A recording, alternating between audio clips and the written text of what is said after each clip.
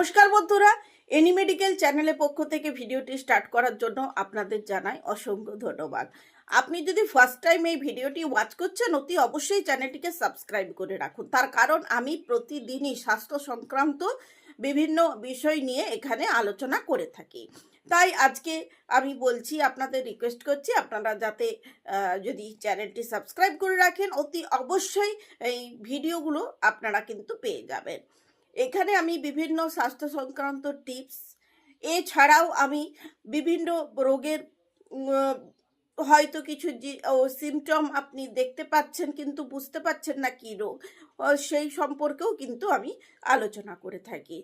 তো আজকে বন্ধুরা, ইন্ট্রোডাকশন পর্বটি দীর্ঘায়িত না করে আমি যে বিষয়ে ভিডিও করব সেটা বলেই রাখি, সেটা হলো হার্ট অ্যাটাকের পূর্ব লক্ষণ। হার্ট অ্যাটাকের পূর্ব লক্ষণ শুধু আমরা ভাবি যে বুকে ব্যথা হয়। হার্ট অ্যাটাকের পূর্ব লক্ষণ শুধু বুকে ব্যথা হয় এমন নয়, হাতে, কাঁধে, চোয়ালে পর্যন্ত ব্যথা হয়। এমনকি এই ব্যথা অস্বস্তিকর ব্যথা, সেই সাথে মাথা ঝুঁকাতেও কিন্তু খুবই কষ্ট হয়। আমি আজকে বিস্তারিত হার্ট অ্যাটাকের লক্ষণ সম্পর্কে আপনাদের বলবো। ভিডিওটি আপনাদের কেমন লাগছে আমাকে কমেন্ট সেকশনে অবশ্যই জানাবেন। যদি কোনো কোয়ারি থাকে অতি অবশ্যই আমাকে বলুন, আমি আপনার প্রশ্নের উত্তর দেব। হার্ট অ্যাটাক বা স্ট্রোকের লক্ষণ কিন্তু আমরা জানি না, এবং হার্ট অ্যাটাক হার্ট অ্যাটাক বা স্ট্রোকের লক্ষণ কিন্তু প্রথম থেকেই কিন্তু বুঝতে পারা যায়। মানে আমরা ঠিকঠাক চিনতে পারি না এর লক্ষণগুলো, বুঝতেও পারি না, তাই বড় সড়ো বিপদ কিন্তু এড়ানো যায় না।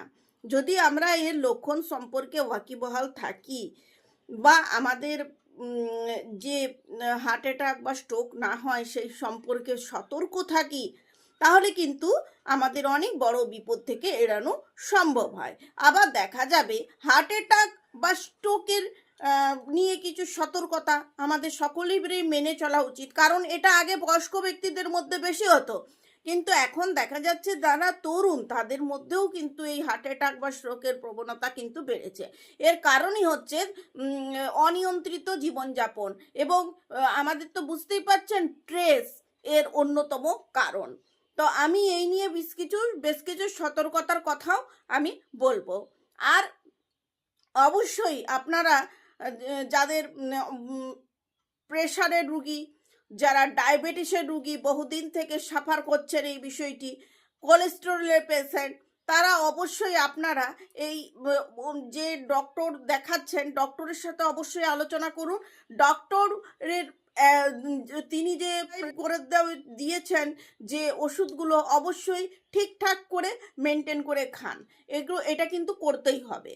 আর আপনার যদি বয়স বেশি হয়েছে অবশ্যই ওষুধ কিন্তু স্কিপ করা চলবে না। ডক্টর যেভাবে অ্যাডভাইস দিবেন আপনারা কিন্তু সেগুলোই করবেন, অবশ্যই করবেন। কিন্তু পুরো বছরে অন্তত 3 মাস ফুড সাপ্লিমেন্ট ব্যবহার করুন। ফুড সাপ্লিমেন্ট বলতে আমি বোঝাতে চাইছি, এটা কিন্তু কোনো মেডিসিন নয়। এই ফুড সাপ্লিমেন্ট হচ্ছে এক ধরনের আমরা যে আমাদের বাড়তি আমাদের যে জিনিসগুলো খাওয়া দরকার আমরা ঠিকঠাক খেতে পারি না, এই জন্য আমাদের বিভিন্ন সমস্যারও সৃষ্টি হয়। তো কি হয়, যখন আমরা খাই স্ট্রিট ফুড, জাঙ্ক ফুড খাওয়াতে আমরা অভ্যস্ত, এবং আগেকার দিনের যে খাবার ছিল সেগুলোর এতটা ভেজাল ছিল না, কিন্তু এখনের খাবারগুলো কি হয়েছে, সব যেন ভেজাল মিশ্রিত, যার জন্য আমাদের কিন্তু এর ডাইরেক্ট প্রভাব পড়ে আমাদের পুরো শরীরের উপরে এবং পুরো সিস্টেমটার উপরে প্রভাব পড়ে। এই জন্যও কিন্তু অনেক সময় অনেক সমস্যার সৃষ্টি হয়। তো আমাদের এই সম্পর্কে ওয়াকিবহাল অবশ্যই থাকতে হবে। ফ্যাক্সোয়েল ক্যাপসুল ফুড সাপ্লিমেন্টের কথা আমি যেটা বললাম, ফ্যাক্সোয়েল ক্যাপসুল 3 মাস আপনি সেবন করুন, পুরো বছর করতে হবে না। এই যে স্ট্রোক বা হার্ট অ্যাটাকের ঝুঁকি কিন্তু অনেকটাই কমবে। আপনাকে মাস্ট, আপনি যদি ডায়াবেটিস, এছাড়াও আপনি যদি প্রেশারে দীর্ঘদিন সাফার করছেন, তাছাড়াও আপনার যদি কোলেস্টেরলের সমস্যা আছে, আপনাকে কিন্তু অতি অবশ্যই আপনাকে ফ্র্যাক্সোয়েল ক্যাপসুলটি সেবন করতে হবে। ফ্র্যাক্সোয়েল ক্যাপসুলটা আপনি যে কোনো জায়গায় পারচেস করতে পারেন, অনলাইনে পারচেস করতে পারেন। অবশ্যই ছবিটি তুলে আমাকে একবার এই হোয়াটসঅ্যাপ নাম্বারে আমাকে দিয়ে পাঠাবেন। কারণ বাজার চলতি একই ধরনের প্রোডাক্ট কিন্তু প্রচুর পাওয়া যায়। আমি কোনটার কথা বলছি তাহলে সেই সম্পর্কে আপনিও ঠিকঠাক বুঝতে পারবেন, আমিও ঠিকঠাক বুঝতে পারবো। বাড়িতে যদি বয়স্ক ব্যক্তি থাকে তারও কিন্তু এই ফ্যাকচুয়াল ক্যাপসুলটি কিন্তু দারুণভাবে উপকৃত। তাকে তাকে কিন্তু খাওয়াতেই হবে ফ্যাকচুয়াল ক্যাপসুল। অবশ্যই এটা বাড়িতে রাখবেন। আর তার সাথে এই যে গরমের একটা দিন আসছে, এই সময় হিট স্ট্রোকের সম্ভাবনা কিন্তু প্রচুরভাবে বেড়েছে। এই জন্য আপনাকে সব সময় এনার্জি ড্রিঙ্ক বাড়িতে এনে রাখতে হবে। এনার্জি ড্রিঙ্ক মানে আপনি আমাকে অবশ্যই বাজারে কিছু এনার্জি ড্রিঙ্ক পাওয়া যায়, সেখানে গিয়ে যদি আপনি এনার্জি ড্রিঙ্কের কথা বলেন, এনার্জি ড্রিঙ্ক দিবে, কিন্তু সেটা তো এনার্জি ড্রিঙ্ক নয়। এনার্জি ড্রিঙ্ক মানে ওটা হচ্ছে সোডা, যেটা আমাদের শরীরের ক্ষতি করে, সকলেই আমরা জানি, তবু আমরা খাই। এনার্জি ড্রিঙ্কের মধ্যে এমন জিনিস রয়েছে যেটা অনেক সময় রোদে কাজ করতে গিয়ে বা এমনিতেই আপনার মহিলাদের কথাও আমরা বলছি ঠিকঠাক খাবার না খাওয়ার জন্য, পুরুষদের কথা বলছি অতিরিক্ত পরিশ্রম, অতিরিক্ত স্ট্রেসের জন্য যারা ঠিকমতো খাবার খেতে পারছে না, তাদের মধ্যে এনার্জি লস হয়ে যায়। অনেক সময় দেখা যায় আমরা অনেকক্ষণ ঠিক করে ঘুমোচ্ছি, কিন্তু ঘুম থেকে ওঠার পরেও আমাদের শরীরে এনার্জি লেভেল সেরকম নেই। শুনেছি যে কাজের জন্য ঠিকঠাক সেরকম এনার্জি পাচ্ছি না। এনার্জি ড্রিঙ্ক আপনি নেন, আপনি দেখবেন অনেকটা আপনি সুস্থ অনুভব করছেন। এটা দিয়ে আপনাকে কয়েক মাস, কয়েক দিন, কয়েক সপ্তাহ সেবন করতে হবে এমন নয়। একটা কৌটো নিয়ে রাখবেন। যখন আপনার মনে হবে যে আমার শরীরে একটু এনার্জি হলে ভালো হতো, কাজ করার ইচ্ছে নেই, এক শরবত যেমন করে খান, 1 চামচ নিয়ে গ্লাসে গুলে সেটা আপনি খেতে পারেন। তো এতে করে আপনার অনেক কিছু সময় কিন্তু আপনার বহু সমস্যার সমাধান হবে। বলতেই পারেন এতে করে আপনার হিট স্ট্রোকের সম্ভাবনা কিন্তু এড়িয়ে যাবেন। এরকম হয়, অনেকের হিট স্ট্রোকের সম্ভাবনা থাকে, এটা পান করলে কিন্তু হিট স্ট্রোক হবে না। এমনকি যারা ব্লাড প্রেশারের রোগী রয়েছে তাদেরকে আমি এটা সেবন করতে বলবো। এটা সেবন করার জন্য তাদের মধ্যে এনার্জি লেভেল যেমন বজায় থাকে, ঠিক সেরকমই স্ট্রোকের সম্ভাবনা কিন্তু কমে যায়, একদমই থাকে না। তাই আমি এটা তাদেরকে প্রতিদিনই খাওয়ার জন্য বলবো। দেখুন, একটা বয়সের পরে মানুষের শরীরে দেখবেন বিভিন্ন রোগ এসে বাসা বাঁধে। তো এই রোগগুলো ঠিক কি কারণে হয়, বিভিন্ন কারণে হতে পারে। বিভিন্ন কারণ বলতে আমি একটাকেই মেনশন করব, আমাদের লাইফস্টাইলটা ঠিকঠাক নেই। আমরা যে ঠিক সময় খাচ্ছি না, যখন যেটা খাবার সেটা খাচ্ছি না, যেটা জাঙ্ক ফুড, ফাস্ট ফুড, সেগুলোর উপরে আমরা আসক্ত। তো সেই ক্ষেত্রে দেখাই যায় যে আপনার বিভিন্ন ধরনের রোগ শরীরে বাসা বাঁধছে। অনেকে চাইতে না চাইতেই বলুন হোটেলের খাবার খাওয়াতে অভ্যস্ত, অনেকে স্ট্রিট ফুড খেতে খুবই ভালোবাসেন। তো এই যে খাবারগুলো, এই খাবারগুলো কিন্তু শরীরের ক্ষতি করে।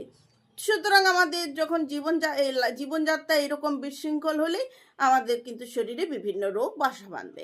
সেই জন্যই কিন্তু আমি বলছি যে এনার্জি ড্রিঙ্ক একটা বাড়িতে রাখতে। এখনকার দিনে তরুণ প্রজন্মের ক্ষেত্রেও কিন্তু স্ট্রোক বা হার্ট অ্যাটাকের ঝুঁকি লক্ষ্য করা গেছে। তাই এই যে হৃদযন্ত্রের স্বাস্থ্য যে খারাপ হচ্ছে, তার জন্য দায় কিন্তু আমাদের লাইফস্টাইল। বেশ কিছু কথা আমি এই নিয়ে বিস্তারিত আলোচনা করব।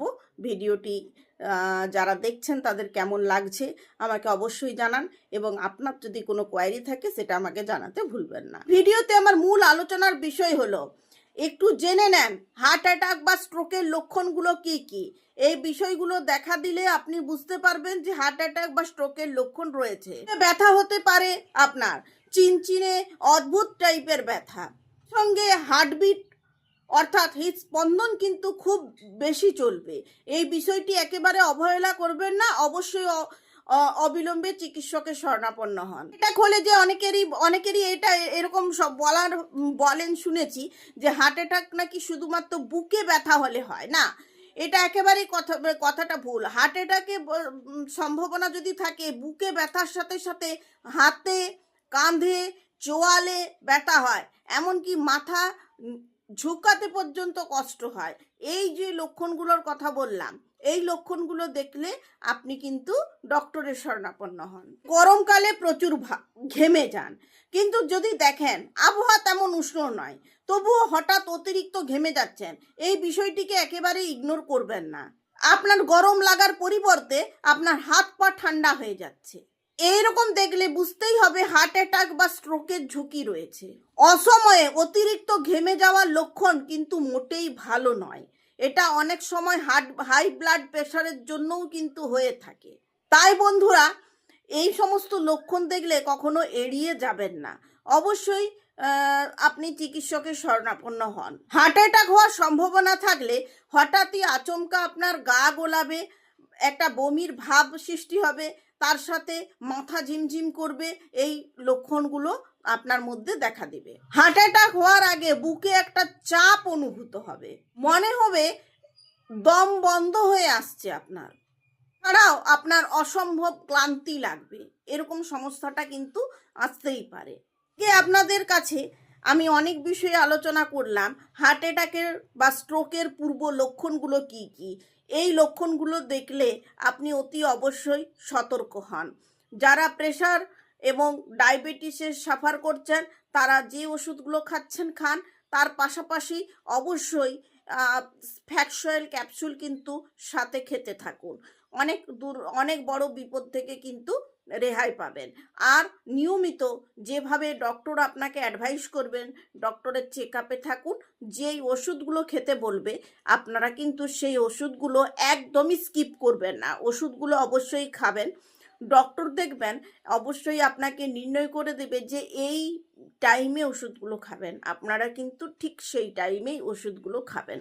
কারণ যেহেতু ডাক্তারবাবু টাইম মেনশন করে দিচ্ছেন, তার কারণ সেগুলো সেই টাইমেই খেতে হবে। আর অতিরিক্ত অসুবিধে হলে কখনো চেপে রাখবেন না, অবশ্যই ডক্টরের শরণাপন্ন হন। অনেকের মধ্যেই অনেক সমস্যা রয়েছে যা আমরা বুঝতে পারি না, তাই আমাদেরকে জেনে রাখতে হবে। আমাদের কাছে সিমটমগুলো জানা থাকে না বলে আমাদের বিপদগুলো কিন্তু হয়, তাই সিমটমগুলো অবশ্যই জানা দরকার। আজকের ভিডিওটি আপনার কেমন লাগলো জানাতে ভুলবেন না। এনি মেডিকেল চ্যানেলের সাথে এতক্ষণ পর্যন্ত এই ভিডিওটি দেখার জন্য আপনাকে জানাই অসংখ্য ধন্যবাদ। সুস্থ থাকুন, ভালো থাকুন। আমি আবারও বিভিন্ন ধরনের ভিডিও নিয়ে হাজির হব আপনাদের কাছে। আপনাদের যদি কোনো সমস্যা হচ্ছে অবশ্যই আমাকে সেইগুলো বলবেন। সেই বিষয়ের ওপরে যদি ভিডিও বানাতে বলেন আমি অবশ্যই বানিয়ে দেব।